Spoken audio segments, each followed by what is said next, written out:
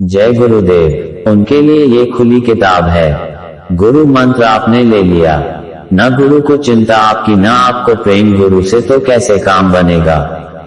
महापुरुष कहते हैं कि ऐसे गुरु को खोजो जिसने रास्ता देखा, प्रभु को पा चुका है, दर्शन दीदार कर चुका है, उसके साथ ही वो आपको भी प्रभु का दर्शन दीदार करा सकता है। ऐसे गुरु को न तो आपने खोजा, न ऐसे गुरु से प्रेम किया, तो भौजल से पार आप कैसे उतरोगे। बाबा जय गुरुदेव जी महाराज का उदाहरण उन्हीं के शब्दों में। काशी में मैं सत्संग कर रहा था कि वहां के कुछ विद्वान बहस करने के लिए आए।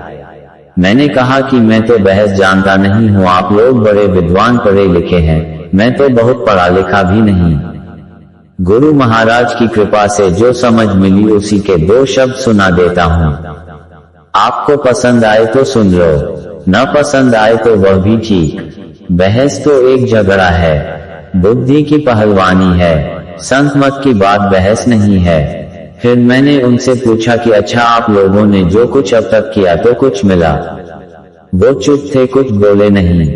मैंने कहा कि 2-4 दिन तक बैठकर आप लोग सुन लें।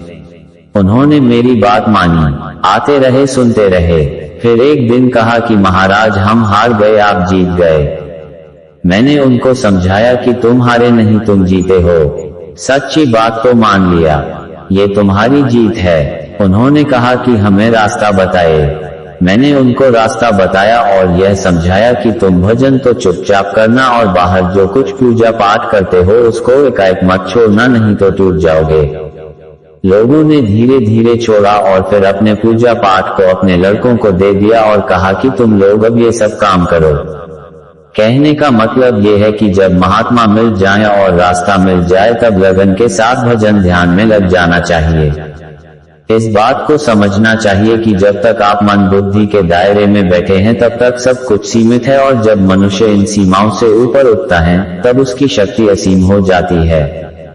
पिछले जन्मों की इच्छाओं और आशाओं को लेकर मनुष्य जन्म लेता है और उन्हीं प्रभावों के अधीन होकर वह इस जीवन में काम करता है।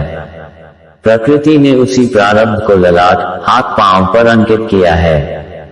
जिनको हस्त रेखा का ज्ञान है वे हाथों के चिन्हों को देखकर मनुष्य के भाग्य को बताते हैं।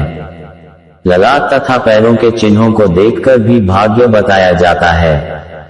मस्तिष्क विज्ञान वाले उसके सिर के ढांचे को देखकर भविष्य बताते हैं। ज्योतिषियों का अलग हिसाब है, वे जन्म के समय के ग्रहों के स्थान को समझकर जीवन का भविष्य बताते हैं। जो संत मत की साधना करते हैं और उनकी तीसरी आंख जो जीवात्मा की आंख है खुली होती है और वे शरीर से अलग होकर ऊपर के रूहानी मंडलों की सफर करते हैं, उनके लिए ये खुली किताब है। मनुष्य पिछले तमाम जन्मों के इतिहास को जान सकता है। रामायण में जिक्र आया है कि कागभूषुंडी ने अपने पिछले अनेक जन्मों के इतिहास को जान लिया था। साधन भजन करने वाले व्यक्ति के लिए इन सब बातों का जानना कोई बड़ी बात नहीं है।